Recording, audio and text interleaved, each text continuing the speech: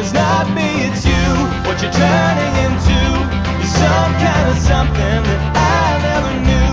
You used to be okay, and I liked you that way, but I don't think that I like you better. No, I don't think that I like you better.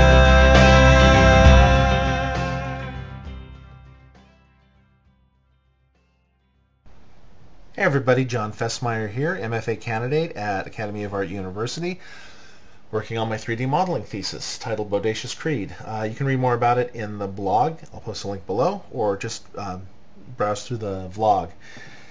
Right now I'm not actually showing anything for my thesis, but I wanted to show some tools I'll be working with.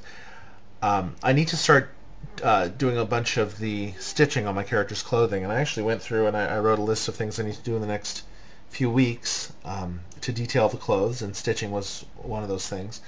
So I created some stitch brushes, found some really good stitch brushes to use, and I actually did some of the stitching already on Creed's jacket, but I want to make it look better. I realized I really should make some of it much finer. I made the stitching look too big, and it, you know, kind of struck me, what am I doing making it look so big, and things like that. So anyway, so some of the so I wanted to just make things, find some new ways to do it, and to make it go a little bit faster and more smoothly. So I'm going to show a few of the tools that I'm going to be using to do stitching. Right now I've got the stitch brush on, and I'm using the default Stitch Alpha that comes with zBrush. As I said, I have some other really great stitch brushes, but or Stitch Alphas I'll be using. I probably won't even be using this one because it's the default in zBrush. But anyway, so I have Lazy Mouse turned on, which you can tell by that red line behind the plus, behind the mouse, which auto-corrects and makes things a little smoother, evens out the stroke. And so I'll be using that, especially in kind of curved areas. It's, you know, it's tougher to do a really straight line, as you can kind of see here and here. Your hand, you know, wobbles a little bit.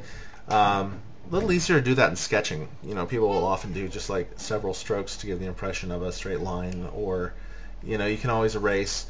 When you're doing stitches like this, it's, you know, you want to keep it kind of smooth as long as possible, because it's tough to get those X's matching right back up, for instance.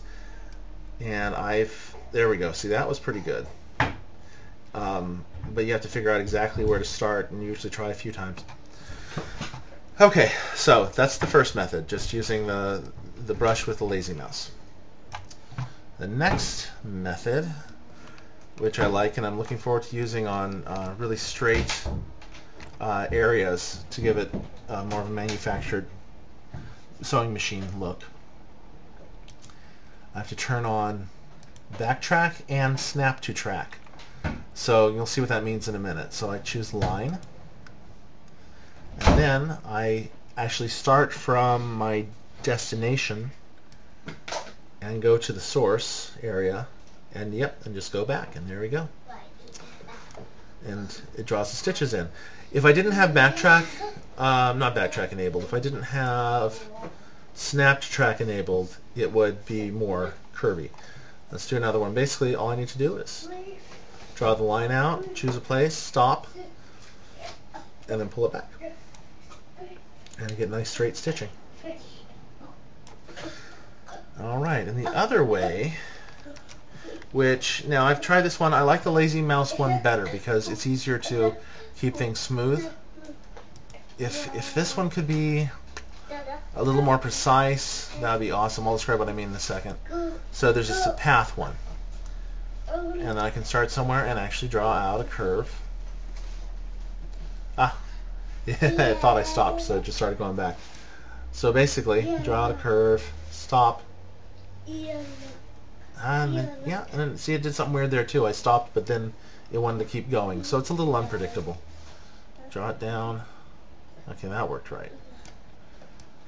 So that's just another way to kind of plan out a path and then draw on the path.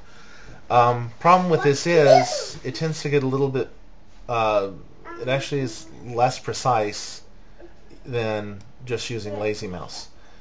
I would really like it, and I'm gonna do some more research to see if this is actually in the program. I just haven't figured it out yet, but I don't think it is. I would love it if there was a way to, say, put down some points. Say, put down a point. Let's just turn this off and I'll show what I mean.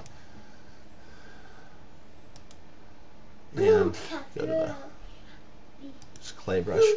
Put down a point here, and it'd be a little dot, and then like here and here and here and here, and then actually see the curve it's going to create, and then you know, go back along that curve and get it really smooth. That would be a lot like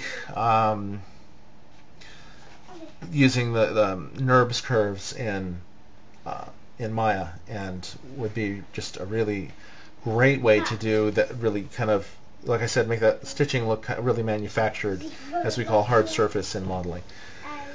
So I'm gonna, yeah, like I said, I'm gonna do some more research and see if that's something that is available. But if not, the other tools are really good too, and I'm glad I figured those things out. So the voice in the background, by the way, is my son. He's reading a book. Yeah. Okay. Anyway, so okay. So that's kind of what you can expect to see on my model soon. That I'll be using those kind of tools when I show off